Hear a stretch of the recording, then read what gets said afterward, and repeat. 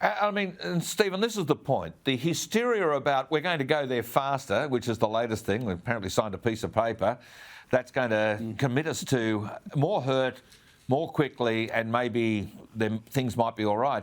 I would have thought, understanding, as Caroline says, the real cost of this. I mean, I see that the amount of electricity that's required to create one of those wind turbines and solar panels and that is greater than the amount of electricity that might well be generated over the life of that equipment. That's an allegation I've read. These things need to be tested. There needs to be contrary views. There needs to be what-if questions asked.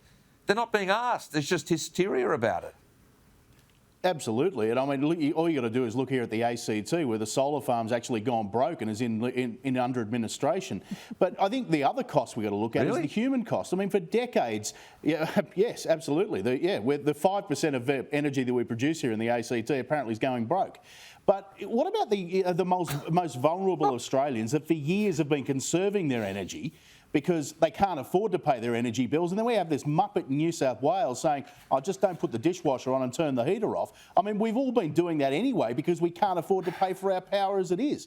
You know, I mean, it's absolutely ridiculous. We have the woke and the weak, who are supposedly the compassionate ones on the political spectrum, are actually inflicting this on the most vulnerable Australians. That is the thing that really makes me angry. Well, it makes me very angry too, because we make those decisions every day in our household. Do we run the aircon just to warm the house up, just to take a bit of cold off it, or we just throw another doona on? Bronwyn, the vulnerable people, the older people, the people, when you were the Minister for Aged Care, you understand this. I understand. We all understand it. We can all relate to this. The people who are the most impoverished and poor in our society, they're the ones suffering the most. We should be angry about it. Indeed, we should, because it is the responsibility of government to provide enough power to keep everybody's appliance, needful piece of equipment able to have access to electricity 24/7. That is the responsibility of government.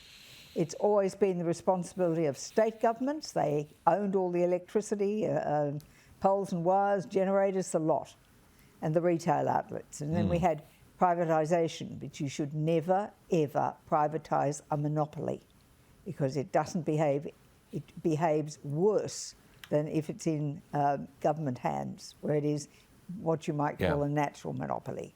So what we're seeing is Queensland, where they still own the generators, and I think all of the distribution of power, but 70% of the asset is owned by the Queensland taxpayer. Yes.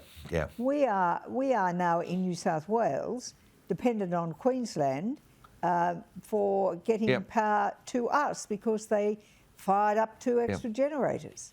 Now, the fact of the matter is, when you are paying a subsidy to people to use wind and solar, both to buy it into your package or to invest in it yourself, and you get paid a huge amount of money in cash subsidy, but you get nothing for the coming out of a coal-fired power station, and yet coal and gas is still supplying 80% of the needs of this country, fossil fuel.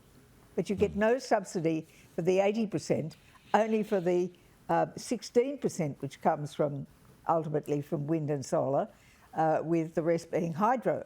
So what we have to do is recognise that the market doesn't exist, and indeed that's exactly what's happened with the Governor appointing Matt Keane, with having the powers to order the companies to in fact take power from generators, and for generators to put it into the system. So to talk about it being a market solution is just a joke. And I'm very firmly coming to the view that anybody who voted, electorates that voted Labor, Green or Teal, they should have the rationing of power. And anyone who voted Liberal or National, they can have access to it all the time, because they're the ones who are trying to penalise the rest of us.